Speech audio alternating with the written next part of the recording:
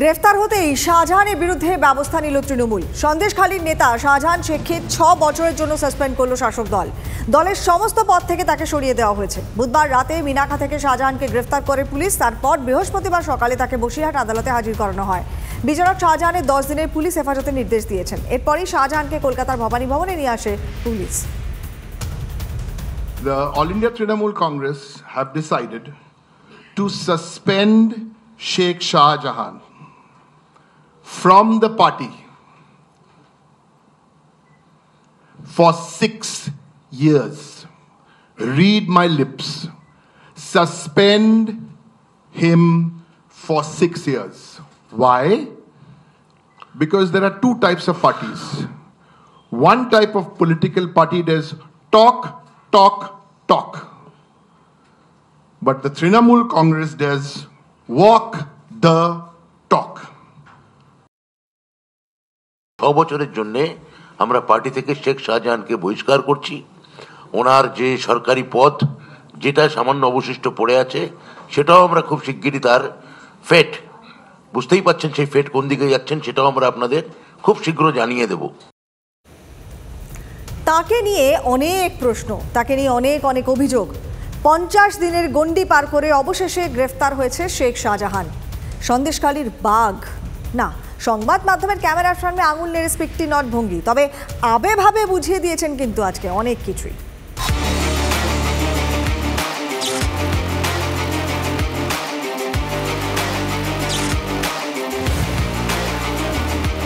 সে নাকি সন্দেশখালীর বাঘ, এলাকার অনেক মানুষের কাছে বাদশাহ। শেখ শাহজাহান 5ই জানুয়ারির আগে এভাবেই দেখা যেত তাকে। এলাকায় দাপট, ভয়ে সাধারণ মানুষ চুপসে থাকতো। কিন্তু 5ই জানুয়ারির পর শাহজাহান হঠাৎ করেই হাওয়া। সন্দেশখালীতে ঝড় উঠল। রাজ্যের গণ্ডি ছাড়িয়ে দেশের ব্রেকিং নিউজ সন্দেশখালী। কিন্তু শাহজাহানের দেখা পাওয়া গেল না। অবশেষে গ্রেফতার সন্দেশখালীর বাঘ। অভিযোগের পাহাড় কাঁধে নিয়েও শাহজাহান কিন্তু মেজাজেই রয়েছেন। ক্যামেরার সামনে বসিরহাট আদালতে প্রথম দেখা গেল শাহজাহানকে। সাদা জামা, সাদা প্যান্ট, সাদা জুতো, ধূসর রঙের হাফ জ্যাকেট, ক্লিন শেভ। দেখে কেউ বলবেন না 50 দিনের বেশি এই মানুষটা নাকি ফেরার ছিলেন। গ্রেফতারের আগে হোক বা গ্রেফতারের পরে হাঁটা চলায় কোনো ফারাক নেই। অপরাধী, কিন্তু হাতে হাত করা নেই। এমনকি কোনো পুলিশ হাত ধরে তাকে আদালত কক্ষেও নিয়ে গেল না, বরং শাহজাহান আগে, পুলিশ পেছনে পেছনে। প্রিজন ভ্যান নয়, স্করপিও গাড়িতে শাহজাহানকে পুলিশ নিয়ে এলো ভবানী ভবনে। মমতা ব্যানার্জি অ্যাসিওর করেছে, ডোন্ট গেট ওরিড, আমি আছি। কারণ তিনি তো বিধানসভার ফ্লোরেই সার্টিফিকেট দিয়েছেন। কোনো গ্রেপ্তারিটা তো দেখানো, এটা তো পুলিশের গেস্ট হাউসেই ছিল, সরকারি ব্যবস্থাপনাই ছিল। নিরাপদ সর্দারকে ঠেলে ধাক্কা দিয়ে তুলেছে, তোমরা জানো, তোমাদের ছবিতে আছে, ভিডিওতে আছে, যাকে মিথ্যা মামলা করেছে। আর যে শাহজাহানের বিরুদ্ধে মানুষ এত ক্ষোভ উগড়ে যাচ্ছে, তাকে পুলিশ বঙ্গরত্ন সম্মান দেওয়ার জন্য মতো করে নিয়ে চলে গেছে। কনফিডেন্ট শাহজাহান, এমন ভাব যেন কিছুই হয়নি, কিছুই করেননি। আদালত চত্বরে তারই এক অনুগামীর মুখে শোনা গেল, দাদাকে আগের মতোই দেখলাম। এই দম্ভ, এই অহংকার কার আশকারায়? Bureau report, TV9 Bangla. আবির রাঙা মুখ, সাথে উলুর শঙ্খধ্বনি। শাহজাহানের গ্রেফতারিতে সন্দেশখালীতে এখন আগাম বসন্ত।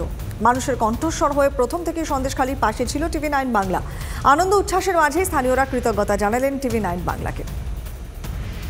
সন্দেশখালীর কোনায় কোনায় উৎসবের ফ্রেম, পাত্রপাড়া যেখান থেকে আন্দোলনের সূত্রপাত, সেখানে ছবিটা সবচেয়ে বেশি রঙিন বৃহস্পতিবারের বিকেলে।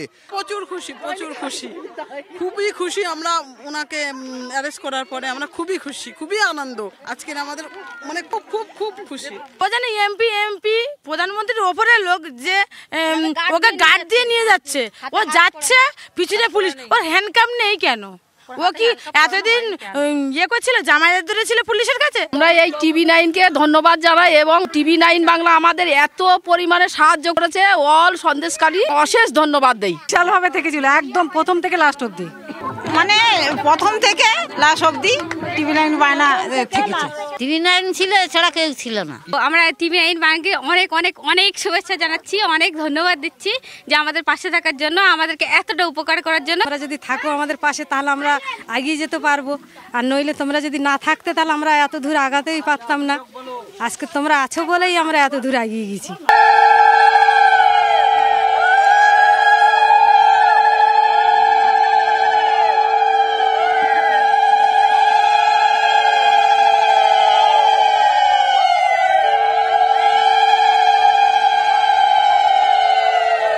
শেখ শাহজাহানের কঠোরতম শাস্তি চাই এবং শেখ শাহজাহান সহ যারা এখনো এক পর্যন্ত এই আন্দোলনকে যারা করেছেন, এই আন্দোলনে যারা শরিক হয়েছিলেন, তাদেরকে হুমকি দিচ্ছেন, তাদেরও শাস্তি চায়, এই দাবি তুলছে সন্দেশখালীর মহিলারা।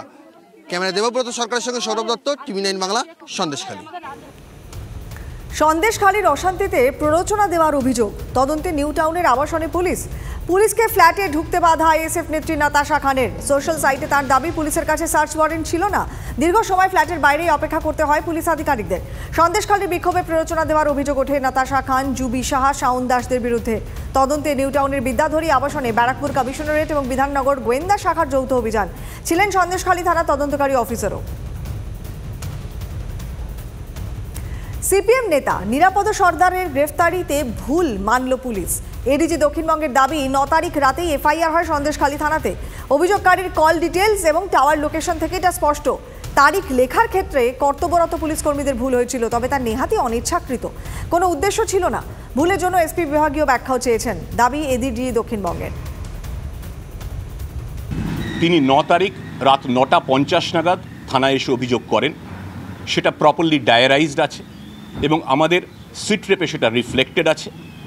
এবং আমরা যিনি অভিযোগ করেছিলেন তার কল ডিটেলস রেকর্ডস থেকে তার টাওয়ার লোকেশন বা তার সেই সময়ের অবস্থান দেখে আমরা দেখেছি যে সময়ে অভিযোগ দায়ের করা হয়েছে 9:50, সেই সময় সংশ্লিষ্ট অভিযোগকারী সন্দেশখালী থানাতেই ছিলেন।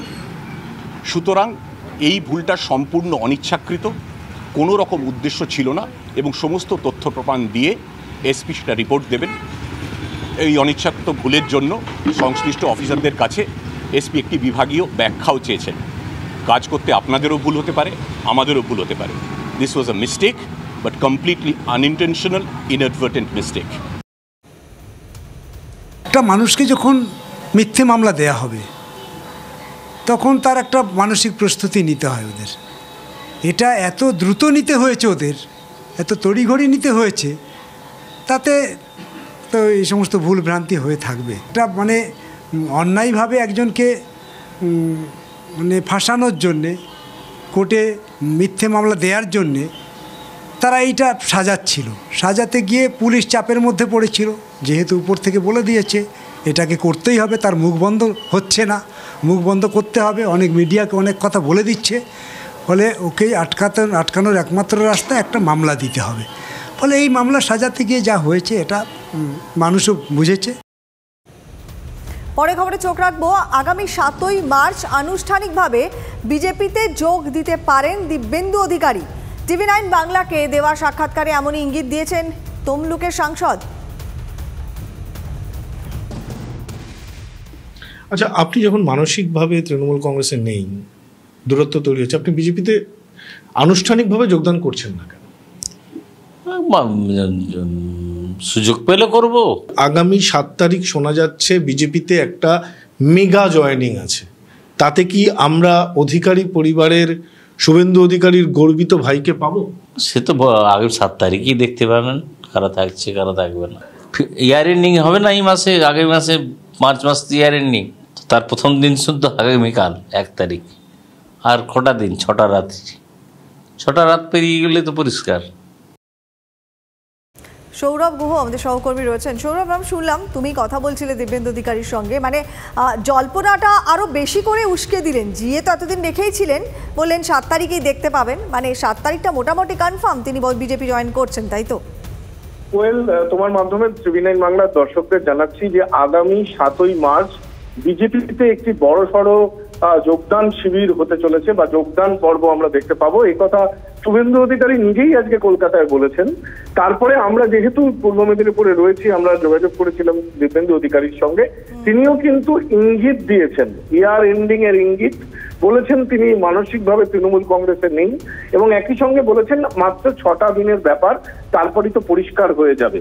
দেখো, একটা আকারে ইঙ্গিত যেমন দিব্যেন্দু অধিকারী দিচ্ছেন, রাজনৈতিক মহলেও কিন্তু খবর যে তিনি বিজেপির প্রার্থী হয়ে তিনি এবং তার ভাই সৌমেন্দু অধিকারী দুজনেই বিজেপির প্রার্থী হিসেবে পূর্ব মেদিনীপুরের 2টি সংসদ এলাকা আসনে তারা প্রতিদ্বন্দ্বিতা করবেন। সেই ইঙ্গিত আকারে ইঙ্গিতে দিয়ে রাখলেন দিব্যেন্দু অধিকারী, নিঃসন্দেহে বড় ডেভেলপমেন্ট। একদমই চোখ থাকবে আমাদের 7 তারিখের দিকে। সৌরভ, অনেক ধন্যবাদ। পরে খবরে আসি, শুক্রবার থেকে শিয়ালদা শাখাতে একাধিক লোকাল বাতিল। চরম দুর্ভোগের মুখে পড়তে চলেছেন নিত্যযাত্রীরা। দমদমে ইন্টারলকিং এর কাজ রয়েছে, সেজন্যই লোকাল বাতিল।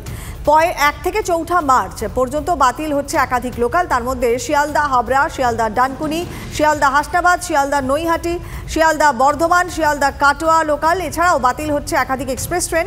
শনিবার এবং রবিবার এই লোকাল ট্রেন এবং এক্সপ্রেস ট্রেনগুলো বাতিল থাকবে।